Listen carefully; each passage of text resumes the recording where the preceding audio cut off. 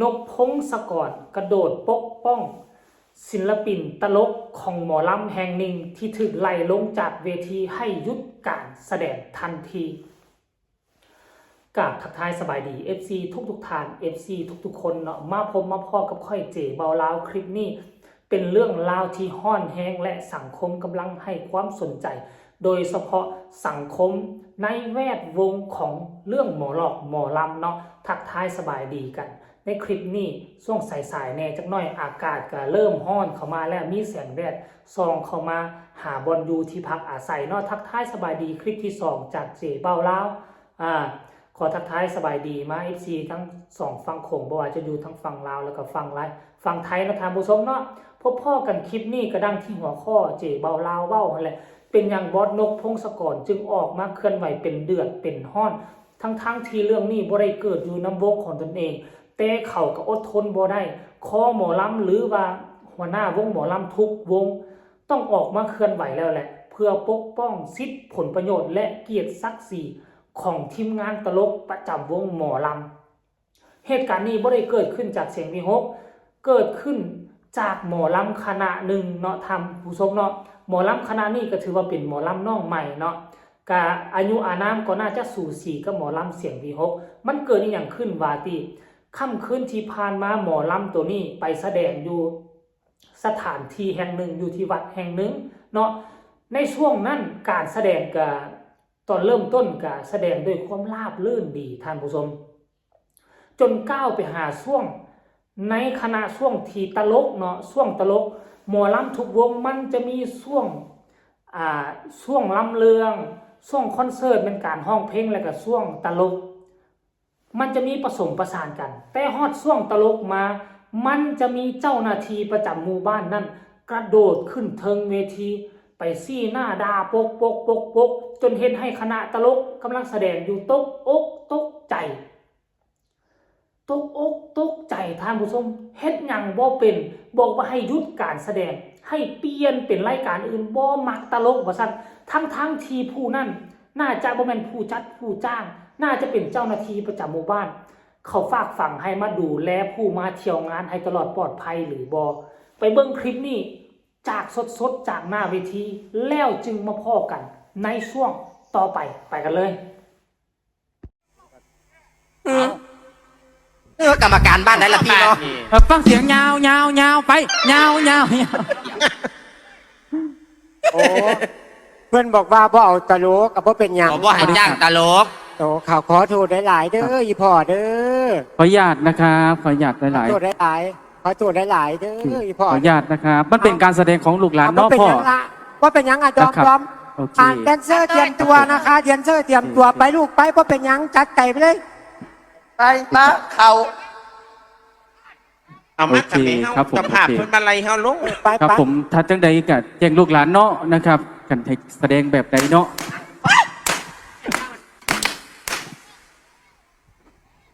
เอาพี่น้องครับเสียงปรบมือให้ท่านพเนนะครับผมเฮ็ดตามใจทางคณะกรรมการเนาะนะครับถึกใจทุกกรรมทุกฝ่ายนะครับเด้อไหนก็แจ้งลูกหลานเด้อนะครับต้องการแสดงแบบใดแต่ว่ามันเป็นเพียงการแสดงลูกหลานนะครับมันเป็นหมอลำวงใหญ่เนาะเฮ็ดตามใจว่าได้นะครับผมมันเป็นสคริปต์นะครับพ่อโอเคครับโอเค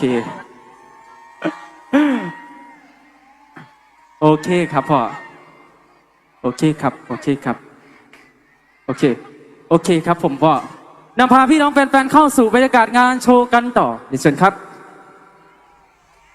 อีพ่อลงเวทีกันเด้อนะครับครับว่าเป็นยังพ่อเอาเนาะหลังจากคลิปนี้ได้แพร่หลายออกไปสู่โลกโซเชียลคอแฟนคลับแฟนเพลงคอหมอลำโดยเฉพาะคือนกพงศกรเป็นหัวหน้าวงหมอลำเสียงวิหกที่โด่งที่ดังเป็นพอน้องอายเห็นแบบนี้แล้วเกิดความบ่สบายใจจึงกระโดดออกมาโพสต์ร่ายยาวเพื่อปกป้องเกียรติศักดิ์ศรีของวงหมอลำปกป้องเกียรติศักดิ์ศรีของนักแสดงตลกเราออกมาโพสต์เคลื่อนไหวมาจากไหนเต็มหน้าเจี้ยหนึ่งเลยเดี๋ยวเจบอกเราจะอ่านให้ทุกคนตั้งใจฟังเด้อจับใจความเนาะเมื่อ 5-6 ชั่วโมงที่ผ่านมาก็คือค่ำคืนเมื่อคืนนี้เลยเนาะ ชื่นชมทีมงานตึกมากครับว่าซั่นเรื่องนี้อ้ายและทีมศิลปินตลกใจเย็นที่สุดว่าซั่นใจเย็นที่สุดก็เข้าใจอ้ายและว่าบ่อยากให้เกิดปัญหาบ่อยากให้คนเบิงเสียอารมณ์เสียท่าทางเนาะถ้ากรณีว่าเป็นนกนะว่าซั่นเด้กรณีว่าเป็นนกพงศกรนะเราเปรียบเทียบจะขอหยุดการแสดงทันทีจนกลัวเจ้าภาพและเจ้าหน้าที่ฝ่ายดูแลงานจริงๆจะมาเอาบุคคลนี้ออกจากเวทีจึงจะเฮ็ดการแสดงต่อไปเพิ่นว่าอันนี้การกระโดดขึ้นเทิงเวทีแล้วสั่งให้เฮาหยุดในขณะที่กำลังแสดงอยู่เจ้าเฮ็ดแบบนี้ถือว่าบ่ให้เกียรติอาชีพนักแสดงเฮาเลย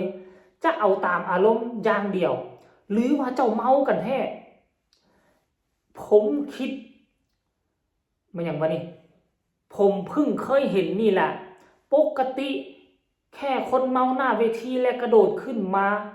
แสดงแต่นี่คนมียศใส่สุดในเครื่องแบบโถว่าซั่นฝากผู้นำชุมชนเอามันไปอบรมสั่งสอนด้วยนะครับว่าซั่นเด้อายบ้านอื่นเขาเวลาการแสดงแม่น21 โมงตึกๆ6 โมงเช้าและคลิปและสคริปต์มันสามารถปรับได้นะครับแต่ต้องได้รับการสั่งจากเจ้าภาพผู้ที่จ่ายเงินเท่านั้นและต้องคุยกันอยู่หลังเวทีก่อนบ่แม่นขึ้นมาโวยวายขายขี้หน้านี่แบบนี้หวังจะขายขี้หน้าหมอลำแต่ตนเองกับเสียหน้าซะเองว่าซั่นเด้เนาะมันอย่างนี้ลืมบ้องแล้วและหมอลำโอ้ยน่าเกลียดมากว่าซั่นให้กำลังใจและซัพพอร์ตความรู้สึกของศิลปินตลกทุกคณะครับว่าซั่นเด้และอบกอดพี่ทำเหมือนอาชีพเฮาบ่มีเกียรติบ่มีศักดิ์ศรี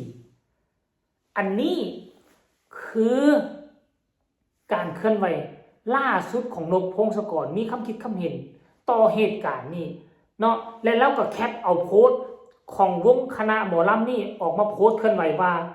มาขึ้นเวทีแล้วสั่งให้หยุดเล่นตลกกระทันหันแบบนี้ทำให้ผู้ชมก็เกิดอาการสับสนและบ่พอใจซึ่งมันก็ส่งผลให้ทางคณะหมอลำขึ้นเพลงต่อไปบ่ทันหากผิดพลาดประการใดทางวงต้องขออภัยด้วยนะครับเห็นบ่ล่ะอันนี้ทางวงก็อยากเว้าอยากตำหนิบุคคลนี้แต่ว่าตำหนิบ่ได้ก็เลยออกมาเคลื่อนไหวกล่าวขอโทษขอโพยต่อบรรดา FC แฟนคลับอยู่ทางหน้าเวทีถ้าพวกเจ้าเห็นคลิปนั่นแหละพวกเจ้าก็จะเห็นว่าผู้ชมอยู่หน้าเวทีน่ะเป็นเลื้อนหมื่นโหไล่เจ้าหน้าที่คนนั้นอยู่เทิงเวทีโหไล่โหให้มึงหนีไปให้มึงลงจากเวทีไปต่างๆนานาท่านผู้ชมเอ้ยเป็นอย่างจึงก่อให้เกิดปัญหาแบบนี้